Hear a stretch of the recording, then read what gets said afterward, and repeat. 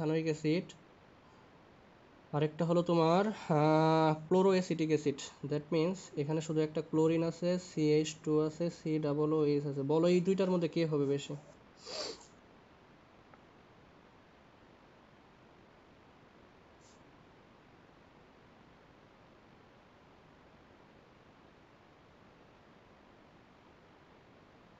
চিন্তা করো, এটাও পাওয়া যাবে।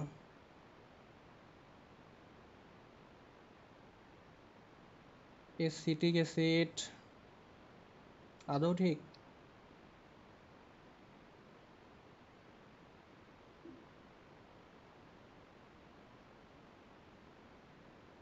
এক কথাই বলো শক্তিশালী কোনটা এই দুইটার মধ্যে?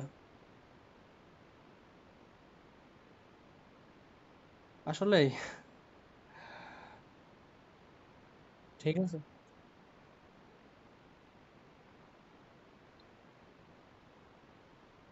আচ্ছা আচ্ছা আচ্ছা, আসো তাহলে তোমার ভুলটা একটু ভাঙায়। হ্যাঁ দেখো, কেমিস্ট্রি পড়তে যতটা মজা, বিরক্ত আছে আবার ঝামেলা আছে, রাগও উঠে এগুলা পড়তে গেলে। তাহলে দেখো, প্রথম যেটা ছিল এটা তো বুঝে আসছো তাই না, এরা নিয়ে আর ঝামেলা করতেছি না। পরেরটাতে আসো, দুইটার আমি ভেঙে ভেঙে লিখি। এটা আর এই যেটা লিখবো, CH3 CO, ব্যাখ্যা তুমি দিবা, আমি লিখতেছি। দেখো এটা খেয়াল করো কিন্তু, যেটা কিভাবে ছিল, CH2 পাশে কি ছিল, ক্লোরিন। আচ্ছা, এখানে হইতেছে তোমার কার্বন, এই যে মাঝখানের কার্বন, এই যে কার্বন, এই যে কার্বন, এই কার্বন কিন্তু CH2, এই ক্লোরিন কিন্তু ক্লোরিন লিখছে। এটা হলো এই অ্যাসিড আর এটা হলো এখানে COOH। আচ্ছা একটু খেয়াল করো এখন। আচ্ছা এরা আরো ভাঙ্গে দেই, হ্যাঁ এর আর একটু ভাঙ্গে দিই। দেখো কার্বন, হাইড্রোজেন, হাইড্রোজেন, ক্লোরিন লিখলাম। আচ্ছা এখন লিখলাম এখানে অক্সিজেন, এখন এই জায়গায় লিখলাম। এখন বলো, এখন দেখে বলো, এখন আশা করি পারবা। এখন বলো।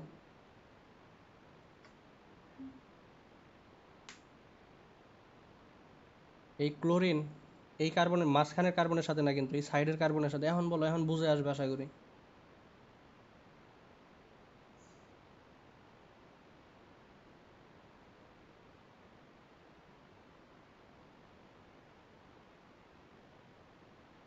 দুইটা পার্শিয়াল পজিটিভ, সিম্পলে আসো, অত জটিলে যায় না। একটু খেয়াল করো, এই ক্লোরিন আর কার্বনের মধ্যে কার ইলেকট্রোনেগেটিভিটি বেশি?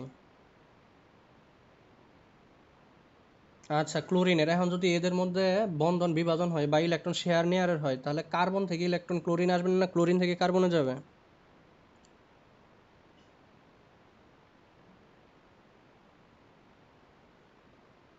আচ্ছা এক নাম্বার ঘটনা, কার্বন থেকে ক্লোরিন আসলো।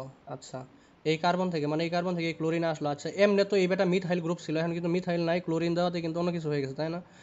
আগে যদি মিথাইল গ্রুপ থাকতো, এই যে এই গ্রুপ যদি থাকতো, তাহলে কিন্তু এই গ্রুপ, এই মাঝখানের কার্বন কি কি কি করতো, ইলেকট্রন ডোনেট করতো। কিন্তু এই বেটা কি এখন ইলেকট্রন ডোনেট করতে পারবে এই ক্লোরিনকে দেওয়ার পর আরো?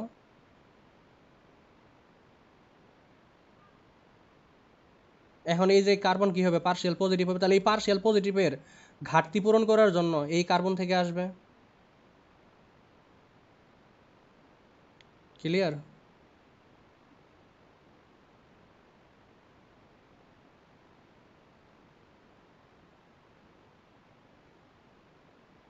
না আমার কথা বলো, খেয়াল করো খেয়াল করো, একটু খেয়াল করো।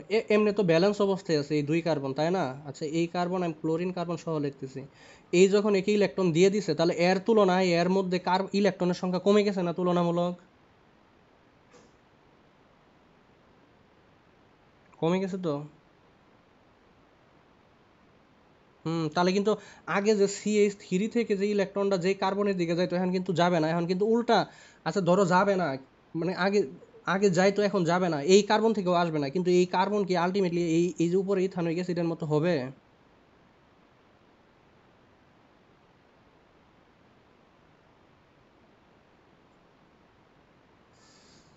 দেখো কনফিউশন লাগে না, আমি আবার বলতেছি, একটু খেয়াল করো হ্যাঁ।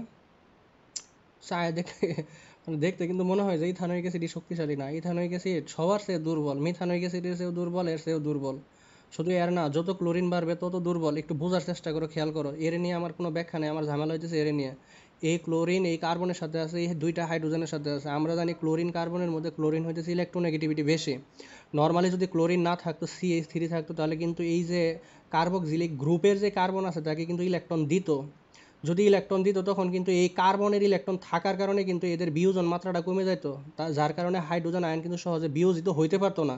এই ব্যাখ্যাটা কিন্তু তুমি আগে বললা, তুমি বলছো কিন্তু এটা খেয়াল করো, যেটা বলছিল ওটা কিন্তু সঠিক ছিল, আগের ব্যাখ্যাটা যেটা বলছো।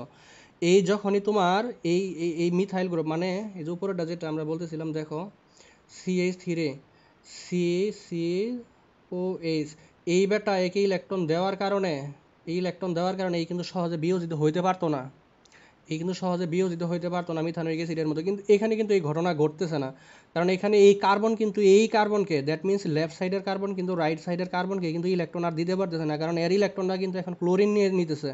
যার কারণে কিন্তু এই এই যে আগে যে এইখানে যে বাধার সম্মুখীন হইতো, এখানে কিন্তু এই বাধাটা আর পাইতেছে না।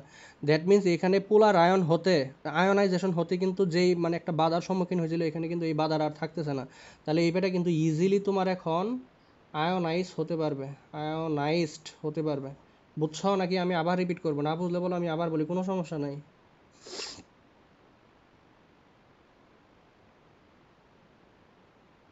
হ্যাঁ, এখন আসো, ওই যে ফার্স্ট পেপারে ছিল 4 নাম্বার চ্যাপ্টারে ছিল এসিডের সিরিজ ছিল, একটু খেয়াল করো, যত ক্লোরিন বাড়বে তত কিন্তু এসিডের তীব্রতা বাড়বে, এই যে এরকম ছিল।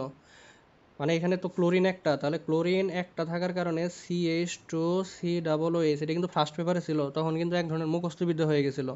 এখন একটু খেয়াল করো, ক্লোরিন দুইটা CaCOOH, ক্লোরিন তিনটা CCOOH, তাহলে এগুলার মধ্যে সবচেয়ে তীব্র অ্যাসিড কোনটা বলো তো? লাস্টেরটা না? হ্যাঁ, তাহলে এটা কিন্তু ফার্স্ট পেপারে ছিল, তখন কিন্তু মুখস্থ করাইছিলাম। তাহলে এই বিষয়টা কিন্তু এই অর্গানিক কেমিস্ট্রি, যে মাঝে মাঝে বলতাম না যে অর্গানিক কেমিস্ট্রি দিকে ব্যাখ্যা করবো, এই যে ব্যাখ্যাগুলো কিন্তু এখন চলে আসছে। তাহলে তিনটা অ্যাসিডের মধ্যে যদি আমি কম্পেয়ার করি, তিনটা অ্যাসিডের মধ্যে কম্পেয়ার করলে সবচেয়ে শক্তিশালী হইতেছে ক্লোরিন, যেটার মধ্যে আছে ওইটা, তারপরে মিথানোয়িক অ্যাসিড, তারপরে কিন্তু ইথানোয়িক অ্যাসিড। আর যদি শুধু ক্লোরিন থাকে, বুঝছো, কিন্তু শুধু ক্লোরিন আছে, অন্য কোনো কিছু নাই, হাইড্রোজেন মাইড্রোজেন কিচ্ছু নাই, তাহলে যার ভিতরে ক্লোরিন বেশি আছে সেই অ্যাসিডটা সবচেয়ে বেশি তীব্র হবে, যার মধ্যে একটু কম কম আছে তার মধ্যে একটু কম কম হবে। ক্লিয়ার? বুঝাইতে পারছি? হ্যাঁ, একটু মনে রাখো কিন্তু, হ্যাঁ, এই খুঁটিনাটি কয়েকটা বিষয় ছিল যেগুলো বলছিলাম যে পরে আলোচনা করব কাহিনী।